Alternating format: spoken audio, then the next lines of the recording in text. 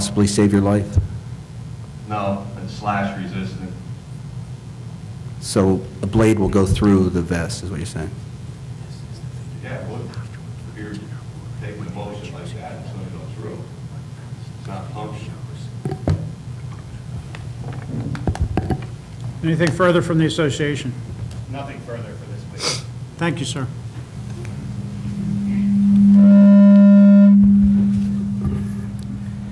Call your next witness. Sure. At this point in time, I'm going to turn our case in chief over to Attorney Chris Cook, who's going to present the next series of witnesses. That's fine. Members of the panel, good morning. I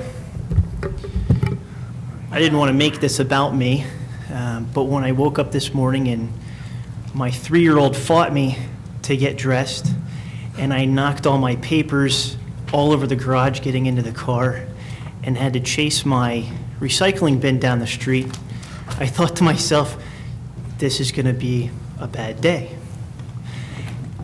And then I had to bring myself back into what I was doing today for these guys.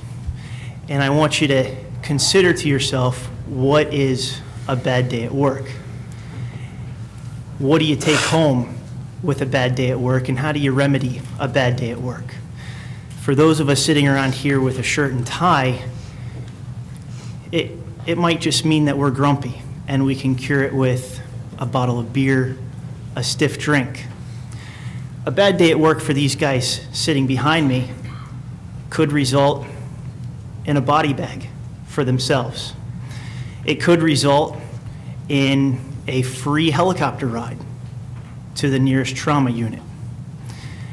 It could result in AIDS, MRSA, hepatitis C, some other type of staph infection.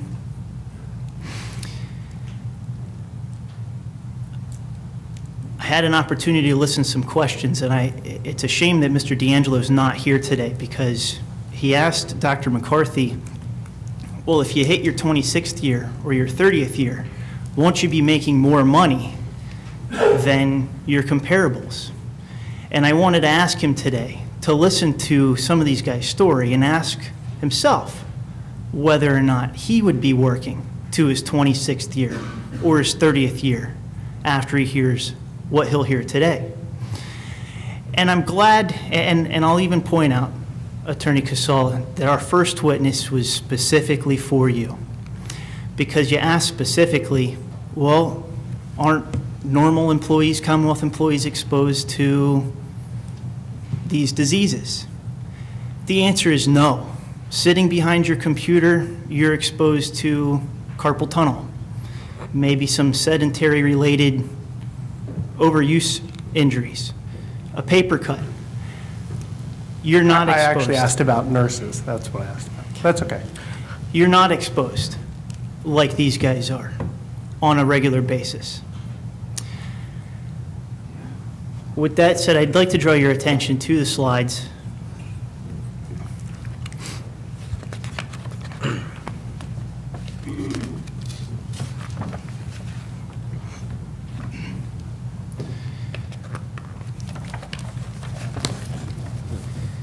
These are just a few pictures of our members that have been assaulted. As per the department's statistics, our members are assaulted on a rate of 50 times a month. So in the time that we have been doing this arbitration, we've gotten nearly 10 assaults. One assault was just this weekend, where a CEO was in the jail alone while many of his compadres were at home spending family time for Easter. Go ahead. You heard some testimony from Jason Bloom about weapons that can be recovered. He even alluded, I assume, to quick weapons that can be made. And some of the weapons that you're seeing here are weapons that were recovered from inmates during the Camp Hill riots. And while you're not necessarily going to see these on a regular basis as a CO, weapons can come from anywhere, and the inmates will use anything to assault COs. And while we don't want to live in the past, the assaults that occurred on COs during the Camp Hill riots included sodomy. It wasn't one of these weapons. I'd like to call Brent Stewart. I guess the stab resist or the vest wouldn't help for that.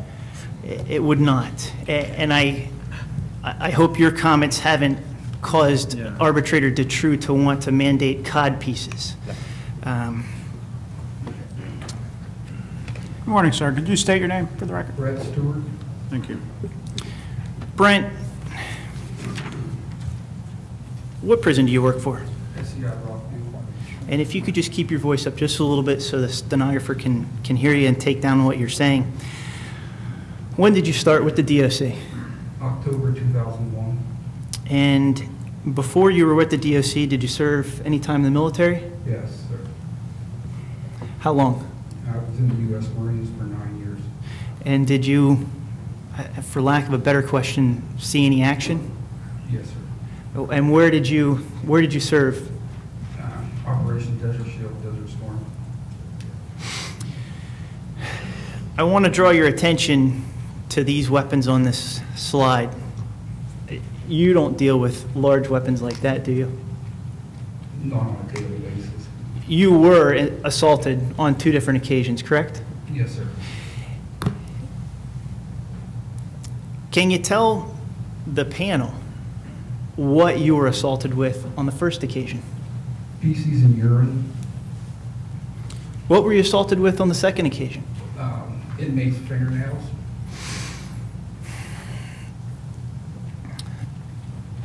I'll ask you the question that will just weigh on the mind of everyone.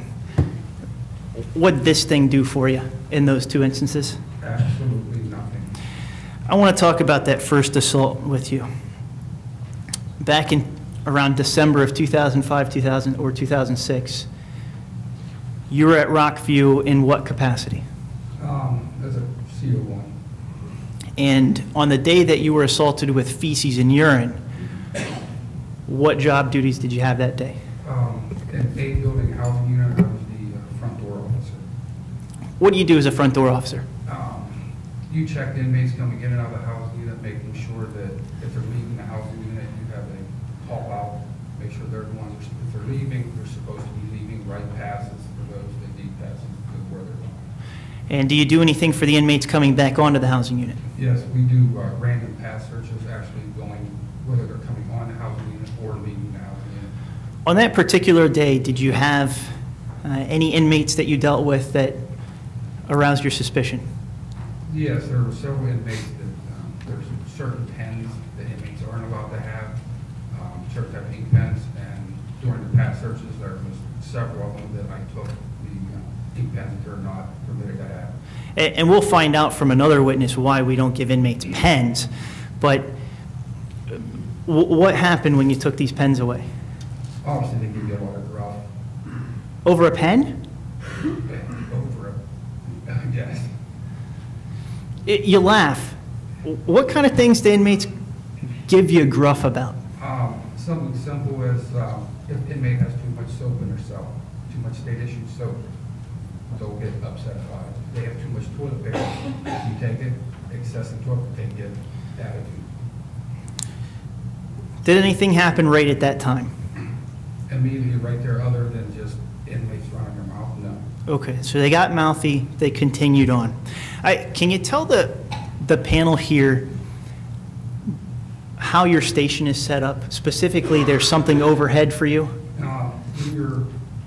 Where the officer stands when you first walk into the housing unit, there's plexiglass over your head, only while you're standing directly beside the door.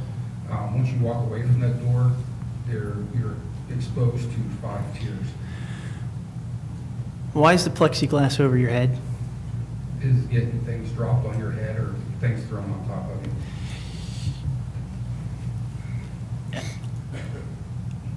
You made the mistake, I guess, then, of coming out from underneath that plexiglass, did you not? Yes, I did. And what happened when you came out from underneath that plexiglass? I was having a conversation with the sergeant. As during our discussion, I was a milk carton that was open. It was thrown down from somewhere, one of the upper tiers. Milk carton hit me in the right shoulder. The milk carton contained feces and urine. Feces and urine went, covered the side of my neck, the side of my face. Where else did it go? Down my back, down the front. It's an open grill between where I was speaking to the sergeant. It went through the grill and also hit the sergeant in the face and covered him, and the entire office was covered with feces and urine. What did you do immediately after being hit with that? Took my shirt and vest off. Did you have to go back in the control bubble? That's what I stood there, I took my shirt and vest off, walked inside the bubble, laid it down. The sergeant, meantime, contacted the control center to inform him what had happened. How long did it take for somebody to come down and relieve you so you could go get cleaned up? The sergeant's relief showed up, I'll say between 5 to 8 minutes. Mine took the better part of 10 minutes. They knew you had been covered in feces and urine, right? Yes. Okay, it wasn't, we're hot, can we have relief? It was, I'm covered in feces and urine, can you come relieve me? Correct. Okay. Where'd you go from there? We went out to our medical there at the jail. You get cleaned up in the infirmary? The sergeant and I both, they had to take showers in the inmates' medical showers. It was the only place we could get washed off. All right, so you have, do you have locker rooms, or do you change clothes at the prison, or do you just go to the prison in your uniform? There is locker rooms out there, but at that time, our locker room wasn't, and it was the only place for us to get showers. Okay. At that time. And did you have any other clothes to wear? No, in fact, they put us in, the medical administrator, she brought down, as she said, was these are new boxers, new T-shirts, and new inmate clothing. The inmates use, they look like scrubs with DOC on the back of them. In this picture here, we see a bunch of guys in orange uniforms with markings that let everyone in the world know that they belong to some prison. Is that the kind of uniform they put you in? Very similar, yes. I'd say they were green scrubs on the back of them. It said DOC, same thing that inmates would wear. From the infirmary where you washed off and put inmate clothes on, where'd you go? We went to Mount Nicky Medical Center. They gave you a box of something to take along, did they not? Yes, depending on the amount of exposure, they give you a box to take with you and let the medical staff at Mount Nicky Medical decide whether we should take it or not. Exposure to what? HIV, hepatitis, whatever the inmates that was potentially in that feces and urine that we were exposed to. So in case of communicable disease, take these? Exactly. When you got to the hospital and the doctor saw that box, what did he say? He looked at the box and initially asked what it was for, and the sergeant and I explained to him why our medical staff had sent that with us. And then he continued through with an examination. First, they actually had one who was talking to him, one was talking to me. Initially determined that he didn't believe the kit was necessary, but he recommended that both of us get HIV tested. I want to go back just a little bit. Does that prison take inmates to that hospital? Yes. And when those inmates go to that hospital, are they taken there with a uniformed CO? Yes. And they're typically wearing the same uniform you were that day? They do sometimes wear that to the hospital, yes. The prison inmate uniform, not the CO uniform? Correct. Same thing that the sergeant I had on, inmates have been known to wear that to the hospitals.